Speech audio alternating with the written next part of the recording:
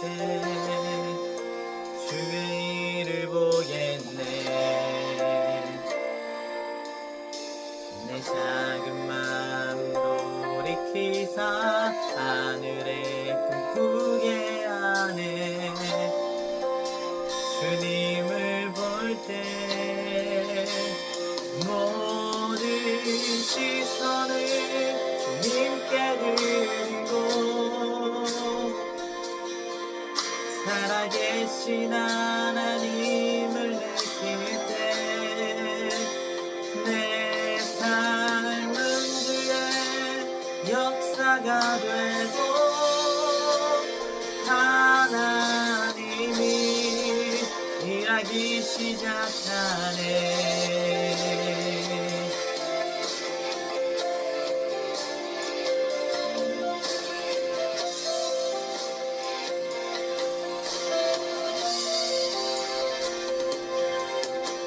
성령이 나를 변화시켜 모든 두려움 사라질 때 주의 일을 보겠네.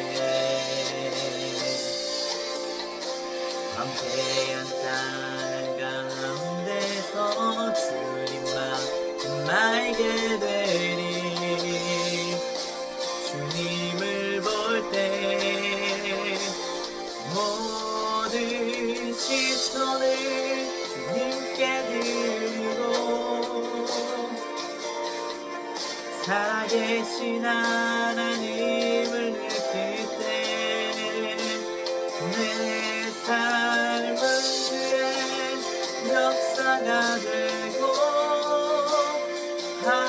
하나님이 일하기 시작하네. 모든 시선을 주님께 드리고 전능하신 하나님을 느낄 때 세상은 주의 나라가 되고 하나님이 일하기 시작하네.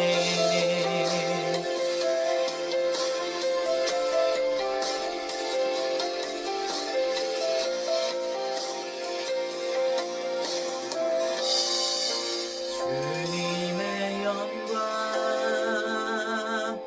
임하네. 주 볼 때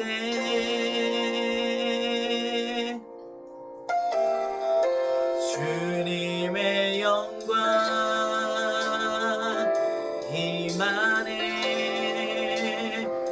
주 볼 때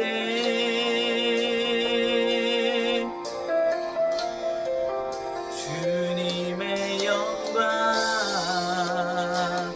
임하네. 주 볼 때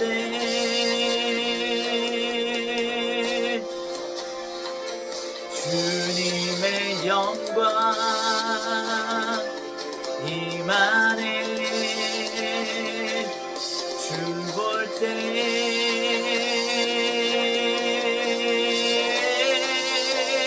모든 시선을 주님께 드리고 살아계신 하나님을 느낄 때 내 삶은 주의 역사가 되고 하나님이 일하기 시작하네. 모든 시선을 주님께 드리고 전능하신 하나님을 느낄 때 세상은 주의 나라가 되고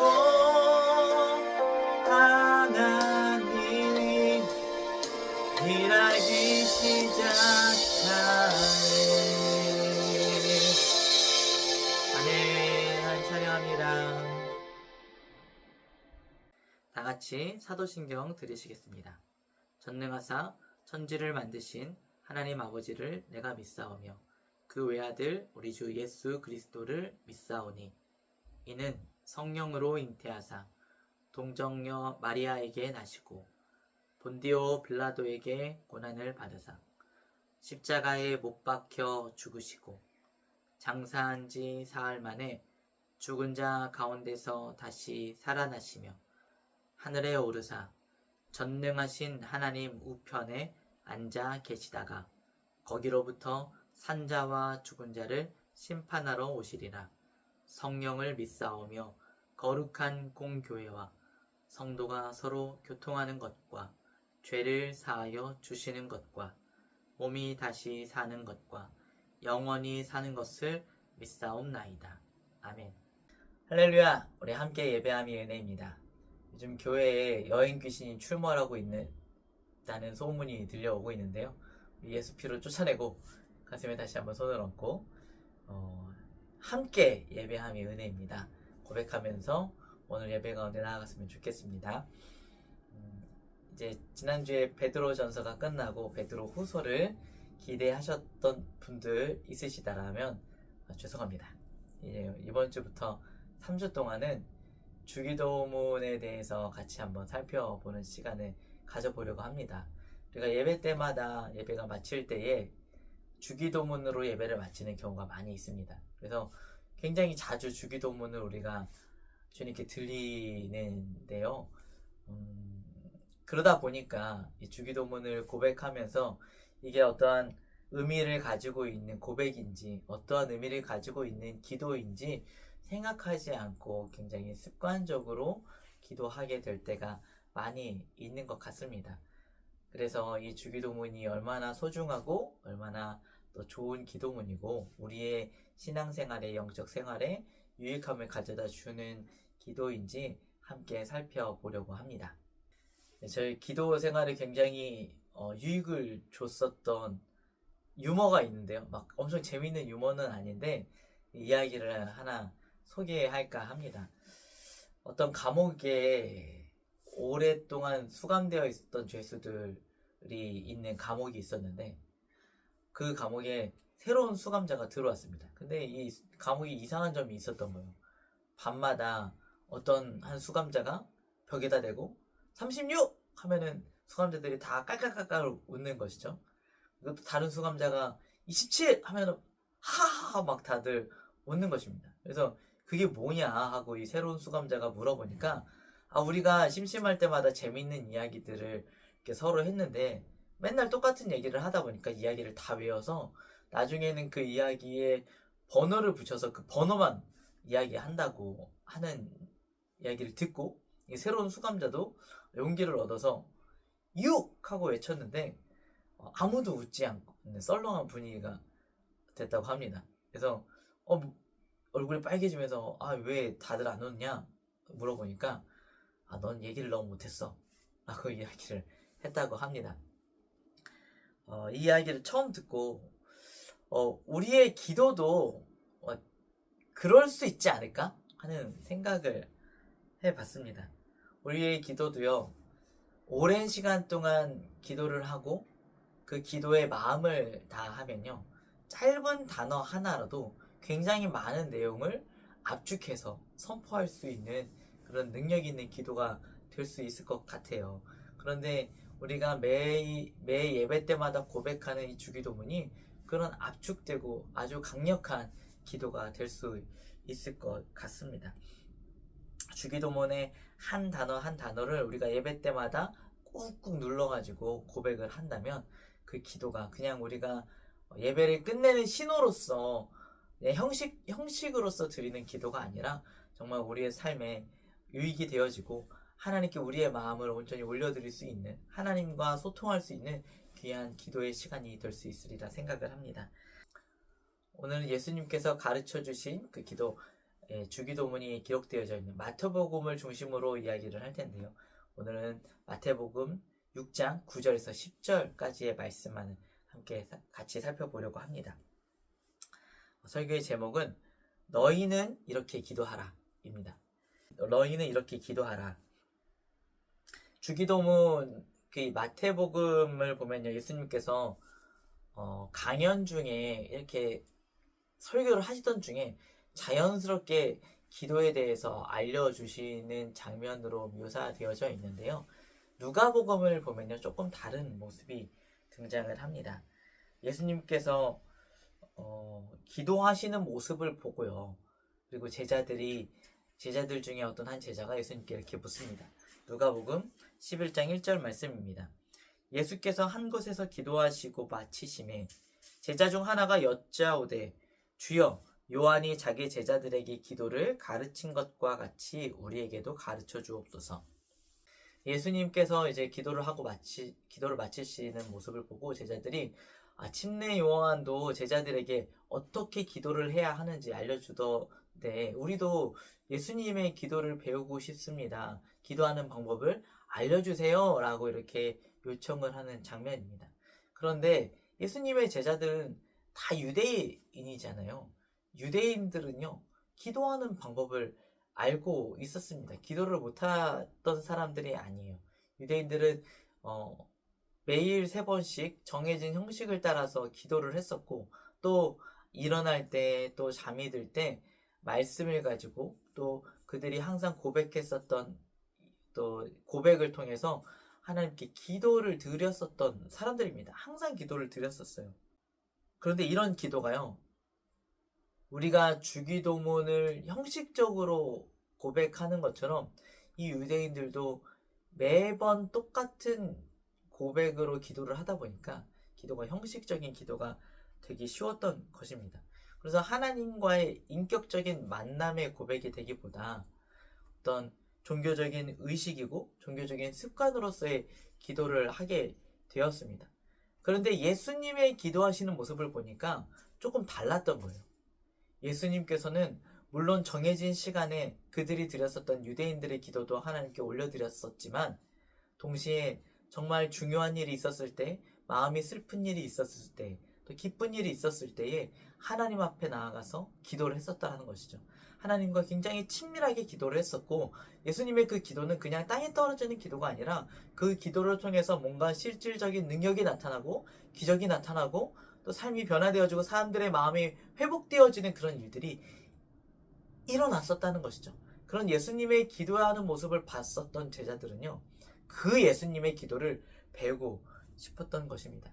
그래서 저는 주기도문을 할 때 이 말씀으로 시작하는 것을 좋아해요. 너희는 이렇게 기도하라. 너희는 이렇게 기도하라. 이 말씀을 생각하면서 당시 예수님께서 제자들에게 어떠한 마음으로 이 기도를 알려주셨을지 생각하게 되어집니다. 너희는 이렇게 기도하라 이 말씀을 선포할 때에 제자들이 어떠한 마음으로 예수님께 기도를 물었을까? 그 마음을 생각하게 되어집니다.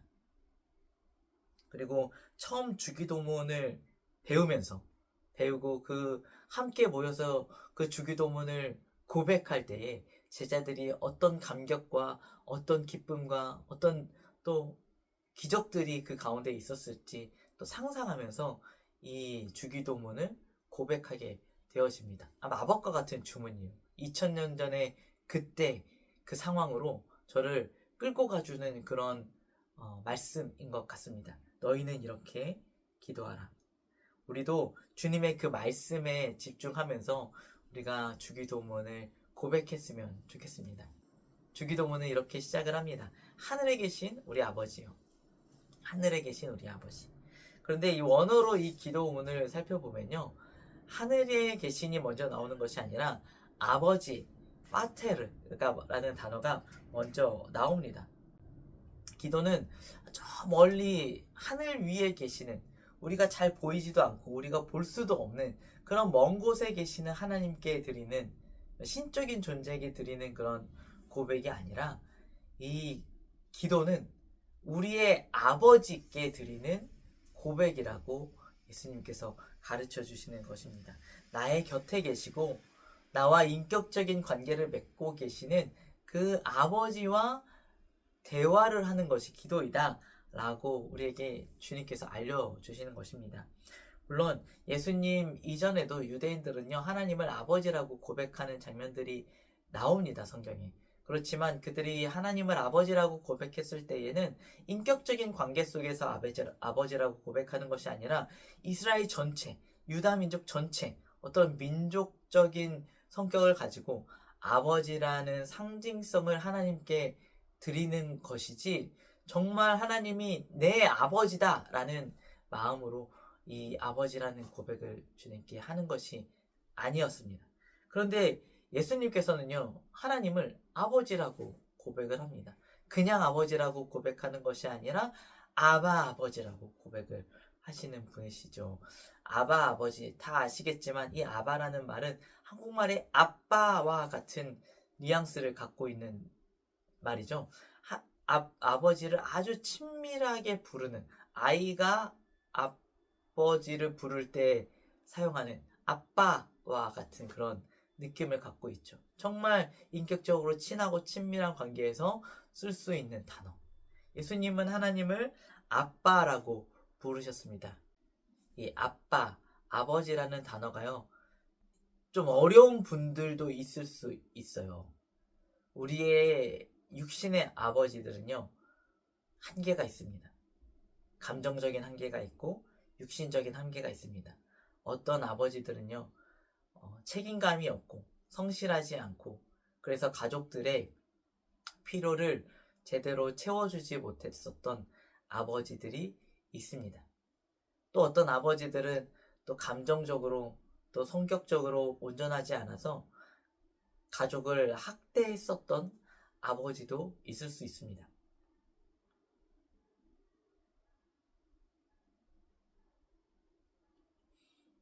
그런 아버지와 함께 생활했었던 사람들은요, 하나님 아버지라는 단어에 거부감을 느끼실 수 있습니다. 그렇지만 우리가 이 아버지라고 고백하는 하나님은요, 이 땅의 아버지가 아니라 하늘에 계신 아버지이십니다. 우리 이 땅에 계신 아버지들의 그 연약함과 약함을 초월하시는 하나님 아버지이신 것입니다. 하늘에 계신 아버지.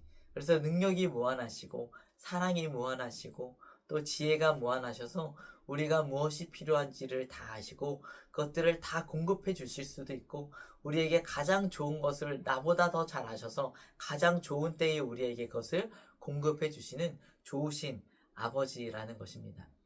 우리 육신의 아버지는 설령 좋은 아버지였지만 시간이 지나가면서 나이가 들고, 그래서 예전에는 슈퍼맨 같았던 멋진 아버지였지만 이제는 늙고 힘이 없어져서 오히려 자식들에게 잔소리를 들어야 하고 자식들에게 짐이 되는 것 같은 그런 아버지의 모습을 우리가 보기도 하지만, 또 우리가 장차 나중에 우리들도 그런 아버지, 그런 어머니가 부모가 될 수도 되겠지만, 우리의 하나님 아버지는요, 그런 하나님이, 그런 아버지가 아니십니다.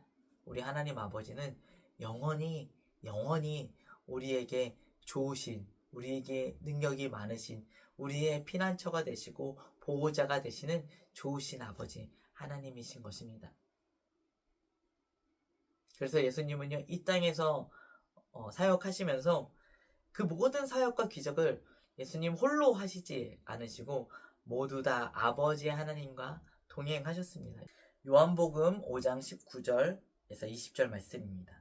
그러므로 예수께서 그들에게 이르시되 내가 진실로 진실로 너희에게 이르노니 아들이 아버지께서 하시는 일을 보지 않고는 아무것도 스스로 할 수 없나니 아버지께서 행하시는 그것을 아들도 그와 같이 행하느니라. 아버지께서 아들을 사랑하사 자기가 행하시는 것을 다 아들에게 보이시고 또 그보다 더 큰 일을 보이사 너희로 놀랍게 여기게 하시리라.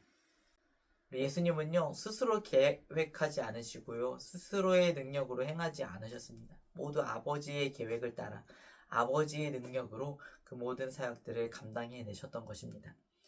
근데 이 아버지의 칭호를요, 예수님만 부르시는 것이 아니고요, 예수 그리스도를 통하여서 우리도 하나님을 아버지라고 부를 수 있도록 허락해 주셨다는 것입니다.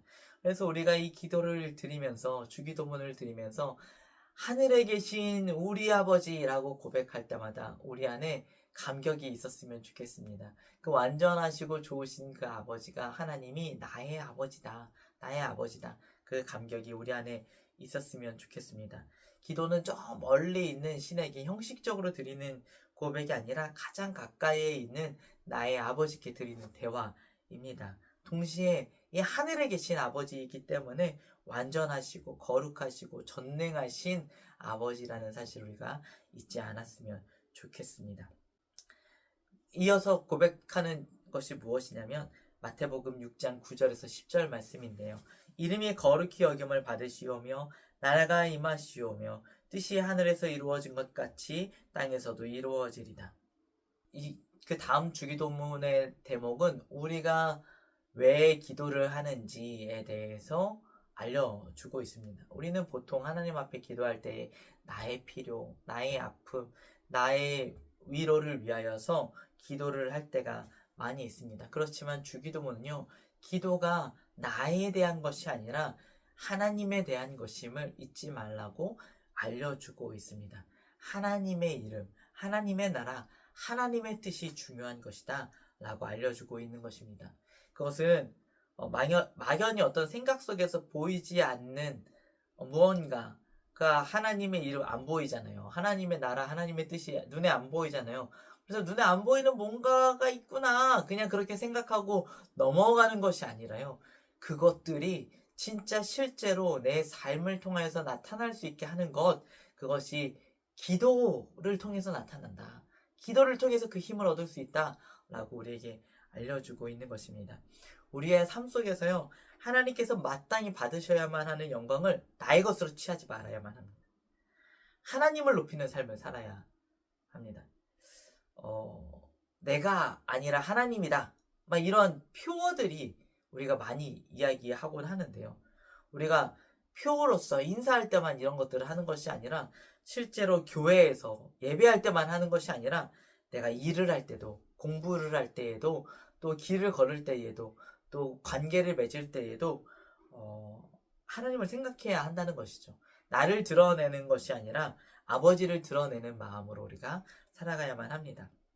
나아가서 그분이 얼마나 거룩하신 분이고 얼마나 사랑이 많으신 분이고 얼마나 능력이 많으신 분이신지 우리의 삶을 통해서 그것을 드러낼 수 있어야만 합니다. 하나님 앞에서요, 우리가 거룩해야만 합니다. 하나님 앞에서만 거룩하려고 하지 말고요, 사람들 앞에서도 거룩해야만 합니다. 사람들이 무엇을 보고 하나님을 알겠습니까? 하나님의 자녀인 우리를 보고서 알 수 있지 않겠습니까? 우리가 하나님을 아버지라고 부를 수 있는 그 영광을 얻었다라면 우리도 하나님의 자녀답게 살아가는 모습을 살아가야만 합니다. 아버지의 명예는요, 자식이 지키는 것입니다. 나아가서 우리가 하나님의 나라를 선포하고 하나님의 뜻을 순종하면서 살아가야만 합니다. 마치 예수님께서 그렇게 살아가셨던 것처럼 우리도 그러한 삶을 살아가야만 합니다. 우리가 알 수 없는 그 하나님 나라를 사람들에게 알려줘야만 하고요. 죽기까지 하나님의 뜻에 순종하면서 살아가야만 합니다. 예수님께서는요, 공생애를 시작하시면서부터 천국을 선포하면서 시작하셨어요. 천국이 어떤 곳이다. 그래서 계속해서 사람들에게 천국에 대해서 알려주셨습니다. 또한 죽기까지 겟세마네 동산에서 나의 원대로 마옵시고 아버지의 뜻대로 하옵소서라고 고백하셨던 예수님의 그 기도를 우리가 기억하였으면 좋겠습니다. 아버지의 뜻을 이루는 삶을 위하여서 우리가 기도해야만 합니다. 우리의 기도는요, 그러한 예수님의 삶을 닮아가기 위한 기도여야만 합니다. 형식이 아니고 삶으로 이 기도를 드릴 수 있어야만 합니다. 때로는 우리의 기도가 먹고 마시는 것을 위한, 하나님한테 뭔가 맡겨놓은 것처럼 그렇게 기도할 때들이 많이 있는데요. 꼭 그렇지는 않더라도 하나님 이번 한 번만 막 뭔가 구걸하는 사람처럼 이렇게 기도할 때가 많이 있는데요. 우리는 그 너머의 것들을 바라보면서 하나님께 기도해야만 합니다. 하나님 우리 아버지시기 때문에 넉넉하고 풍족하게 우리에게 채우시는 좋으신 주님이십니다. 그 주님을 우리 안에 모셔드리고 먼저 하나님의 이름을 위하여서, 하나님의 뜻을 위하여서, 하나님의 나라를 위하여서 내가 살아가기 원합니다. 하나님 도와주세요. 이러한 기도를 할 수 있는 우리 모두가 되었으면 좋겠습니다. 기도의 주인공이 내가 아니다. 기도의 주인공은 하나님 아버지다. 이 사실을 기억하면서 우리 함께 기도하기 원합니다. 하나님, 우리의 삶 가운데에 하나님이 아닌 나를 주인 삼으려고 하는 마음들이 너무나 많이 들어와 있습니다. 하나님, 이 시간 하나님을 생각하기 원합니다. 나의 좋은 아버지 되시는 주님, 나의 능력이 많으신 아버지 되시는 주님, 그 아버지를 진짜 나의 아버지라 생각하고 그 아버지와 친밀한 교제를 이어나아가는 기도할 수 있게 하여 주시옵소서. 그 기도가 우리의 입술에서 그치지 아니하고 정말 우리의 삶을 통하여 하나님 아버지의 이름을 높여드리고 하나님의 나라를 전하고 하나님의 영광을, 하나님의 뜻을 이 땅 가운데 이루어낼 수 있는 우리가 되기 원합니다. 하나님, 그러한 우리의 모습이 되게 하여 주시옵소서. 우리가 주님 앞에 기도할 때마다 정말 예수님의 삶을 생각하면서 그 삶을 기대하면서 그 삶을 우리의 삶 가운데 나타내기를 소망하면서 우리가 하나님 앞에 나아갈 수 있게 하여 주시옵소서. 무엇보다 하나님과의 친밀한 그 교제가 우리의 삶의 중심이 되게 하여 주시고 우리의 기도의 주제가 되게 하여 주시옵소서. 내 삶의 중심에 내가 아닌 하나님의 나라와 하나님의 뜻이 설 수 있도록 하나님 역사하여 주시옵소서. 성령 하나님 우리 안에 찾아와 주셔서 예수 그리스도를 분명히 알아가고 아버지 되신 하나님을 만나는 그런 은혜가 우리 안에 있게 하여 주옵소서. 감사드리며 예수님의 이름으로 기도드렸습니다. 오늘의 기도 제목입니다. 나의 기도가 언제나 진실하고 능력 있는 기도가 되게 해달라고 기도합시다. 하나님 아버지의 친밀한 사랑을 경험하고 그 안에 사랑의 교제가 풍성하게 일어나게 해달라고 기도합시다. 내 삶의 중심에 내가 아닌 아버지 하나님이 하나님의 나라와 뜻이 설 수 있도록 기도합시다. 기도하겠습니다.